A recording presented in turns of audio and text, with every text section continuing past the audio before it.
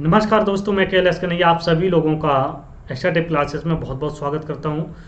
तो चलिए देखते हैं हम लोग आज हम लोग देखेंगे यहाँ पर व्याकरण की प्रमुख संज्ञाएं और परिभाषाएं, अर्थात जो वृद्धि संज्ञा है, अध्ययन गुणा या आदि गुणा, कौन कौन सी संज्ञाएं होती हैं उन चीज़ों को लेकर हम लोग बात करेंगे। ठीक है, इससे पहले कि आपके 2 लेक्चर होंगे उसको जरूर देखिएगा, जो कि वर्णमाला के थ्रू आपके उच्चारण, प्रयत्न वगैरह के अनुसार सारे आपके ये कंप्लीट बहुत ही अच्छे तरीके से कवर किया गया। आप लोग एक बार देखेंगे आपको पूरा सीधा माइंड में सेट हो जाएगा। ठीक है, चलिए आज हम लोग देखेंगे कि आपकी व्याकरण की प्रमुख संज्ञा एवं परिभाषाएं। चलिए, तो इसमें संज्ञाएं परिभाषाएं क्या हैं, तो यहाँ पर सीधी सी बात है, उन चीज़ों को हम लोग थोड़ा बोलते हुए चलेंगे और आपको नोट भी करा देंगे। तो आप लोग इसको नोट करना चाहें, स्क्रीनशॉट लेना चाहें तो ले सकते हैं। ठीक है, चलिए तो हम लोग स्टार्ट करते हैं। पहला, और संज्ञाएं जितनी भी हम लोग इस क्लास में कवर करेंगे, ओके, वृद्धिरादैच। ठीक है, वृद्धिरादैच आप लोग संधि में भी आगे बढ़ें, यहाँ से बहुत मोस्टली एक क्वेश्चन देखने को मिल जाएगा। तो वृद्धिरादैच ये कौन सी संज्ञा करता है, तो यह सूत्र जो है कौन सी संज्ञा करेगा, वृद्धि संज्ञा करेगा। कौन सी संज्ञा करेगा, वृद्धि संज्ञा करेगा। तो क्वेश्चन पूछा जाता है कि वृद्धि संज्ञा करने वाला सूत्र कौन सा है, तो वृद्धिरादैच। ओके, इतनी बात सभी को क्लियर है। ठीक है, चलिए किन किन वर्णों की वृद्धि होती है, तो ये होती है बड़े आ, आई और औ। ओके, इन 3 वर्णों की जो है क्या होती है, वृद्धि होती है। ओके, चलिए अगले क्वेश्चन अगले संज्ञा पर हम लोग बात करें, अध्ययन गुणा। इसमें क्या होती है, गुण संधि होती है या गुण संज्ञा होती है। ठीक है, किससे, अध्ययन गुणा। बहुत लोग क्या करते हैं, आदि गुणा सूत्र से कर देते हैं, लेकिन नहीं, अध्ययन गुणा गुण संज्ञा करता है। कौन कौन से वर्ण होते हैं, तो आपने देखा होगा आ, ए, ओ। ठीक है, ये आपके गुण संज्ञा विधायक वर्ण हैं और इनको होता है, ये आपको देखने को मिलते हैं। ठीक है, तो इसमें एक वृद्धि भी होती है, आर वृद्धि। ठीक है, आर वृद्धि यहाँ पर होती है जुड़ी हुई, और इसमें होती है अर गुण। तो ये बहुत बार पूछा गया। यहाँ पर प्रयोग बनता है प्रार्छति, यहाँ पर प्रयोग बनता है आपका, देख लें वो बसंत ऋतु वगैरह बनता है। तो आगे हम लोग संधि में पढ़ेंगे। ठीक है, चलिए हलो अंतरा संयोगा, यह सूत्र है। यह सूत्र कौन सी संज्ञा करता है, तो संयोग संज्ञा। कौन सी संज्ञा करता है, संयोग संज्ञा करता। ओके, समझ गए, तो कौन सी संज्ञा करता है, संयोग संज्ञा। अब संयोग संज्ञा क्या है, तो संयोग संज्ञा ऐसे 2 या 2 वर्ण, ऐसे 2 या 2 से अधिक जो व्यंजन वर्ण आते हैं जिनके बीच में स्वर ना आया हो, उसे हम संयोग कहते हैं। संयोग कि यहाँ पर स्वर नहीं है फिर भी संयोग है संधि का, तो संयोग संज्ञा हो गई। ओके, चलिए अब अगला है मुख नासिको वचनोन्नासिका। ये क्या कहता है, ये आपका अनुनासिक संज्ञा करता है। कौन सी करता है, अनुनासिक। ठीक है, ये मोस्टली इंपोर्टेंट है, पढ़ लीजिएगा। अनुनासिक संज्ञा करने वाला सूत्र कौन सा है, मुख नासिका वचनोन्नासिका। ठीक है, तो इन चीज़ों को आप लोग देखिए, यहाँ पर मोस्टली जो अनुनासिक से बोले जाते हैं, जो नासिका से बोले जाते हैं, उनकी क्या होती है, अनुनासिक संज्ञा होती है। ठीक है, आगे बढ़ते हैं। अगला है 5वीं संज्ञा क्या है, तो तुल्यात् प्रयत्नम सवर्णम। ये सवर्ण संज्ञा करता है। क्या करता है, सवर्ण संज्ञा। ठीक है, एक मिनट, हाँ, तो एक मिनट इसको मैं लगा लूँ तब सही रहेगा। तो सवर्ण संज्ञा जो है, एक मिनट, हाँ अब सही है, हाँ चलिए, सवर्ण संज्ञा करता है। इसको लेकर हम लोग बात करेंगे कि सवर्ण संज्ञा विधायक सूत्र कौन सा है, तो कौन सा बताओगे आप, तुल्यास प्रथम सवर्णम। देखियो सवर्ण लगा है, यहाँ ज़्यादा आपको देखने को मिला उसी सूत्र में वही संज्ञा दिखाई देती है। तो सवर्ण संज्ञा का मतलब क्या होता, सवर्ण माने तुल्य, समानता। ठीक है, वर्णों के उच्चारण में नापा जाता है। जब संधि करते हो तो वहाँ पे देखा जाता है कि इसका उच्चारण क्या है, इसका उच्चारण क्या है, तो उनको जो आपस में सवर्णी हो जाते हैं उनको हम क्या कहते हैं, सवर्ण संज्ञा कहते हैं। ठीक है, आपस में दोनों का जब मेल मिलाप हो जाता है, तुल्य समान होते हैं, तो वहाँ पर सवर्ण संज्ञा होती है और सवर्ण संधि हो जाती है। आगे देखने को भी मिलेगा। चलिए ईदे द्विवचनम प्रगरियम, ये क्या करता है, प्रगृह्य संज्ञा करता है। कौन सी संज्ञा करता है, प्रगृह्य संज्ञा करता है। ठीक है, तो प्रगृह्य संज्ञा करने वाला सूत्र कौन सा है, तो प्रगृह्य संज्ञा करने वाला सूत्र कौन सा है, तो ये किस किस में करता, बड़ी ई हो, बड़ा ऊ हो और ए हो, और शर्त ये रखी गई ये द्विवचन हो, ये दोनों दोनों क्या हो, तीनों द्विवचन हो, उसमें प्रगृह्य संज्ञा होती है। आगे देखिएगा, तरफ तंपो घा, इसमें घा संज्ञा करता है। कौन सी संज्ञा करता, घा। तो यहाँ पर घा संज्ञा होती है किस सूत्र से, तो तरफ तंपो घा, और इसमें किन प्रत्ययों की होती है ये विशेषकर ध्यान दीजिएगा। तो यहाँ पर दो प्रत्यय दिए, एक तरप एक तमप, तो किन प्रत्ययों की होती है, एक तरप एक तमप। पूछ लेगा तरप तमप इन दो प्रत्ययों की कौन सी संज्ञा होती है, तो घा संज्ञा। ठीक है, अगला पॉइंट है कि अक्त अक्तवतु निष्ठा, यहाँ भी निष्ठा संज्ञा होती है। किन सूत्र किन की होती है, तो यहाँ पर बताना आपको निष्ठा संज्ञा किसकी होती है, तो ये होती है आपके, एक आपका अक्ता और एक आपका अक्तवतु।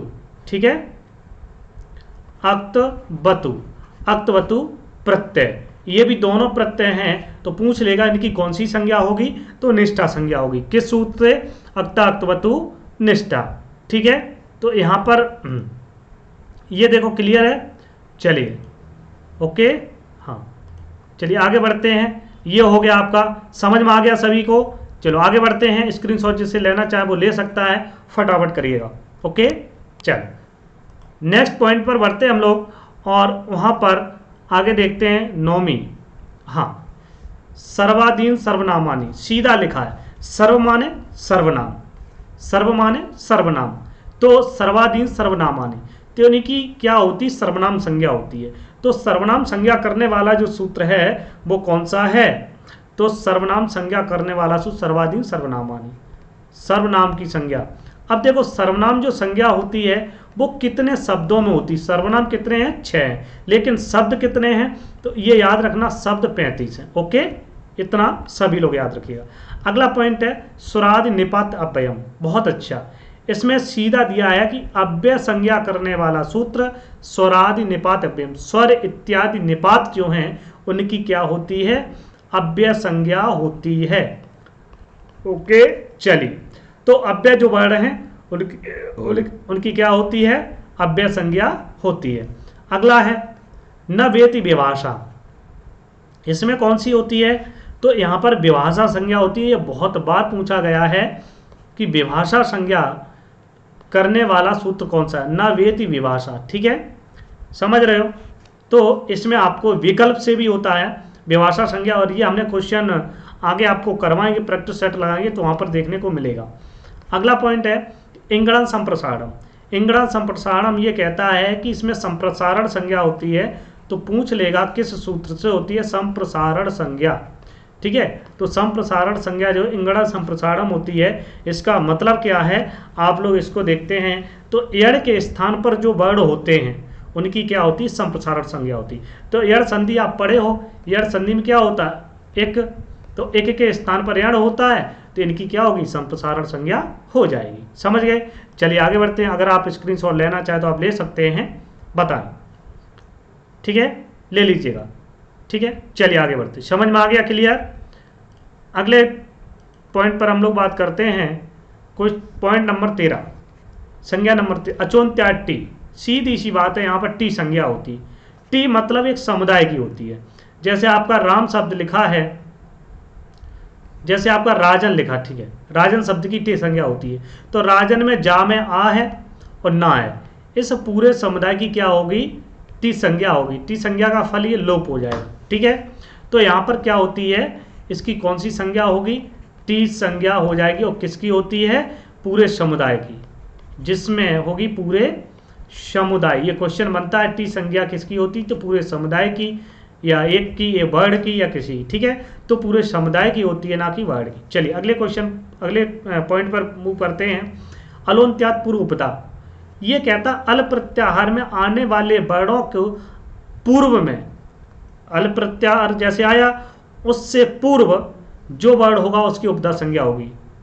जैसे आप एक राजन ले लीजिएगा, राजन शब्द ले लिया, यहाँ उपदा में क्या है, आ है, अल प्रत्यार में आ आता है तो इसको क्या हो जाएगा, दीर्घ हो जाएगा, बड़ा हो जाएगा, तो राजा बन जाएगा। ठीक है, तो उपदा संज्ञा करने वाला सूत्र कौन सा है, तो उपदा संज्ञा किस किस की होती है, समझ गए, तो पूर्व में होती है। ये क्वेश्चन कई बार बन चुका है और यहां से क्वेश्चन देखने को मिलेगा। चलिए, ये बहुत ही फेमस है आपका यू स्त्राख्यो नदी। ठीक है, नदी संज्ञा करता है, अव्ययभाव समास में नदी विश्य आपको सूत्र देखने को भी मिल रहा है। यू स्त्राख्यो नदी और नदी विश्य दोनों ही संज्ञा करते हैं। ठीक है, तो नदी क्यों करता है, यू स्त्री क्यों कहा गया, ये स्त्रीवाची है, स्त्रीलिंग में है। ठीक है, तो नदी संज्ञा जो है क्यों करता है, यू स्त्री, यहाँ एड संधि है, यू स्त्री आख्यो इति यू स्त्राख्यो, ऐसे आपका हो जाएगा। तो नदी संज्ञा होती है किसमें, स्त्रीलिंग में। ठीक है, किसमें होती है, स्त्रीलिंग में, तभी अव्ययभाव समास वहां पर देखने को मिला। नेक्स्ट है शेषो घ्यसकी। शेष षष्ठी पढ़ते हो, जो शेष बचा उसमें कौन सी संज्ञा होगी, घी संज्ञा होगी। और अभी कौन सी पढ़ी थी, घ संज्ञा, तो इसमें कंफ्यूजन मत होना। ओके, तो घी संज्ञा करने वाला सूत्र कौन सा है, शेषो घ्यसक। ओके, इतनी बात सभी को समझ में है, क्लियर है। चलिए आगे बढ़ते हैं अगले पॉइंट पर। स्क्रीनशॉट जिसको लेना वो ले सकता है। ठीक है मस्त हो यार, टेंशन ना लो, पूरा कवर कराऊंगा बहुत ही जबरदस्त तरीके से। ठीक है, चलिए आगे बढ़ते हैं। नेक्स्ट पॉइंट है सुप्तिगंतम पदम, वेरी इंपॉर्टेंट, बहुत बार पूछा है। ये कहता सुप और तिंग की क्या होती, पद संज्ञा होती, सीधा सूत्र कहता, तो पद संज्ञा करता है। कौन सा सूत्र, पद संज्ञा, किनकी करता, सुप। सुप क्या है, सु और जस। ठीक है, अर्थात जो आपकी विभक्ति हैं, तो विभक्ति की क्या होती है, सुप संज्ञा होती है। ठीक है, और तिगंत, तिगंत क्या है, तिंग। तिंग आपकी जो धातु हैं तिप्तष्टि, उनकी संज्ञा होती है, इसकी पद संज्ञा करता है, पूरे पूरे समुदाय की पूरे पूरे पद की संज्ञा कर देता है। तो इसको याद रखिए। अगला पॉइंट है परासन्निकर्षा संहिता। वीडियो को लाइक एक बार कर दीजिएगा, शेयर कर दीजिएगा, और पहली बार आए तो ज्वाइन कर लें चैनल को। ठीक है, परासन्निकर्षा संहिता, परा माने बाद वाले, सन्निकर्ष जो निकट है, संहिता संज्ञा होती है उसकी, सीधी सी बात है।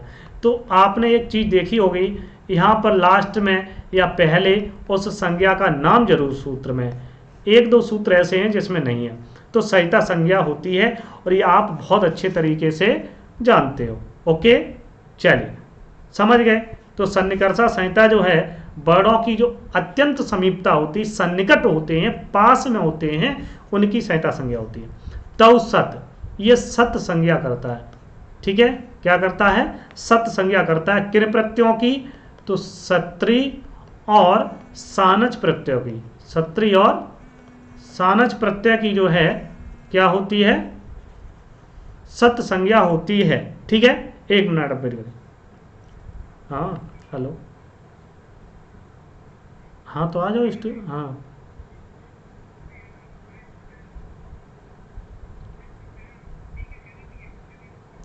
देखो, अब मैं बताऊं, उनके चक्कर मत रहो, करना आपको है, रियल बताऊं। ठीक है, देर रुक नहीं सकते ना ज़्यादा दिन, हाँ इसीलिए तो बोला था मैंने।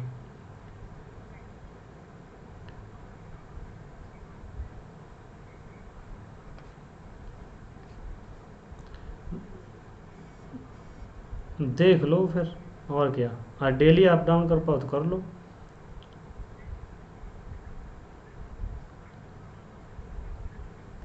और कहीं थोड़ी जाना है। हाँ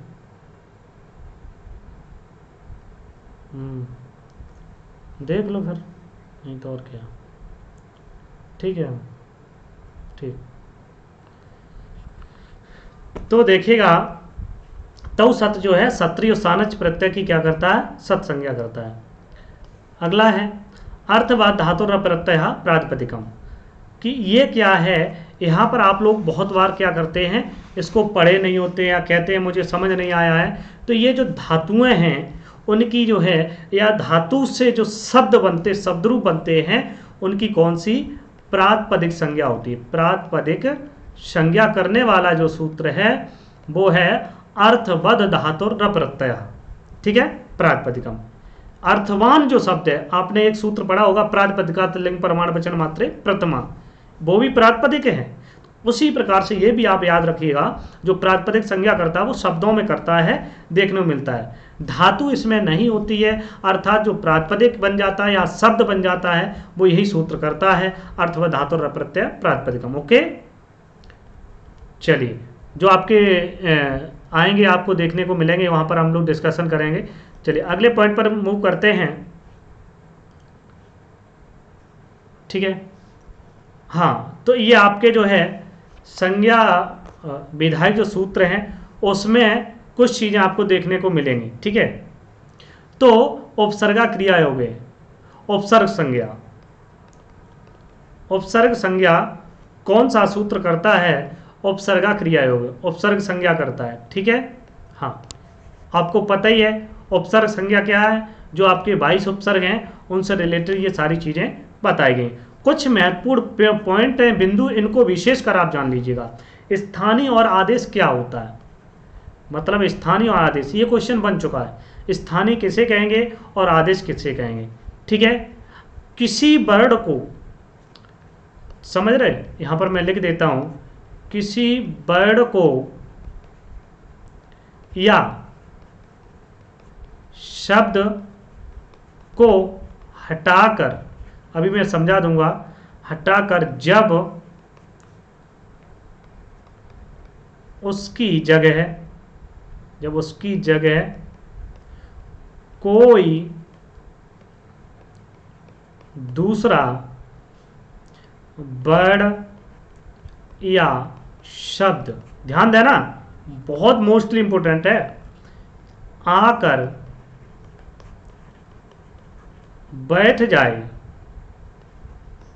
बैठ जाता है तो उसे हम स्थानीय और आदेश कहते हैं। ठीक है, तो उसे हम, जब देखिएगा यहां पर कि किसी वर्ड या शब्द को हटाकर, मान लीजिएगा राम शब्द है, ठीक है, राम शब्द है, उसकी जगह कोई दूसरा वर्ड शब्द आकर बैठ जाए और यहां हम कहें सीता को बिठाल दिया जाए। ठीक है, राम की जगह सीता को बिठाल दिया जाए तो इसे हम कहते हैं स्थानीय। इसे हम क्या कहेंगे? तो इसे हम कहेंगे स्थानीय। ओके, चलिए, तो स्थानीय की बात समझ में आ गई। अब दूसरा पॉइंट आता आदेश। आदेश क्या है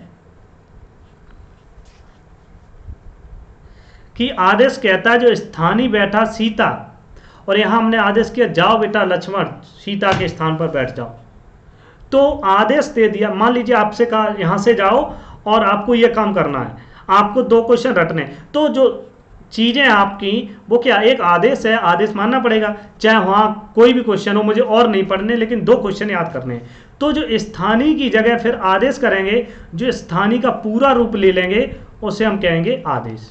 ठीक है, तो आदेश और स्थानीय में यह अंतर, कहा कि ये दूसरी जगह बैठ जाए, कि जाओ बैठ जाए, सीता बैठ जाए, लेकिन यहां आदेश दिया जाए कि तुम्हें ही बैठना है, आपको ही बैठना, तो उसे हम आदेश कहेंगे। ठीक है, चलिए, आदेश को क्या कहते हैं?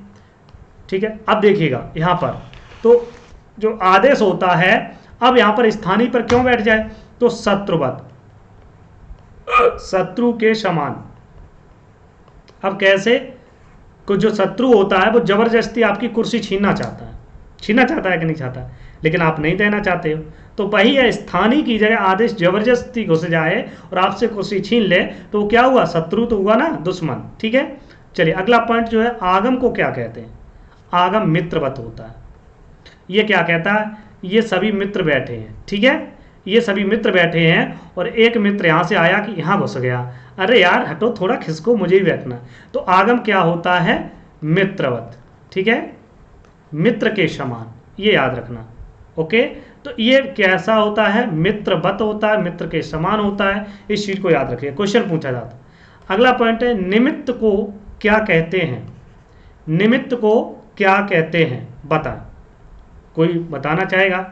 क्योंकि ये जो हमने सोचा है कि कहीं ना कहीं ये टॉपिक जो है आपको देख लो, और ये क्वेश्चन कहीं ना कहीं बनता है। निमित्त जो होता है कारण होता है। मान लीजिएगा एक वर्ड को, मान लो एक वर्ड है और इस वर्ड को हटा दिया जाए, इसको हटा दिया जाए, ठीक है, एक वर्ड उसको हटा दिया जाए और इसी की जगह दूसरा, इसी की जगह दूसरा क्या किया जाए, इसी की जगह दूसरा आदेश किया जाए, जिसके कारण सीधा वो निमित्त कहा जाएगा। मतलब जिसके कारण क्या कहता है, निमित्त कहा जाएगा। कि यहाँ पर सीधा आदेश कर दिया, नहीं तुम्हें कोई इच्छा, तुम्हारी कोई ज़रूरत नहीं है, कारण तो एक ही है कि अगर इस व्यक्ति को बैठा लेंगे तो वो सब संभाल लेगा, ठीक है, उसे निमित्त, निमित्त का अर्थ ही होता कारण, ठीक है, इस चीज़ को याद रखिएगा। चलिए आगे बढ़ते हैं, अगले पॉइंट पर हम लोग आज संज्ञाओं को लेकर कवर करेंगे कंप्लीट। हाँ, कुल वर्णमाला के अक्षर कितने होते हैं। तो आपकी जो वर्णमाला अभी तक चल रही थी, इसमें देखिएगा वर्णमाला को लेकर भी हमने डिस्कशन किया है, और बहुत लोग यहाँ पर कन्फ्यूजन होते हैं। तो कुल वर्णमाला के जो अक्षर कितने होते हैं, तो 63 या 64 कैसे होते हैं, तो ये देखिएगा, हमने सारी चीज़ें काउंट की हैं। देखो, स्वर वर्ण मूल रूप से जो वर्ण होते हैं, मूल रूप से कितने स्वर होते हैं, 9 होते हैं। ह्रस्व 5 होते हैं और दीर्घ 8 होते हैं। इन सभी को जब मिलाएंगे तो बन जाएंगे 22। तो कुल मिला के कितने संपूर्ण स्वर की संख्या हुई, 22। तो 22 ये हो गए, तो यहाँ हमने 22 लिख लिए, प्लस 33 आपके व्यंजन है, सभी लोग जानते हैं, 33 हो गए।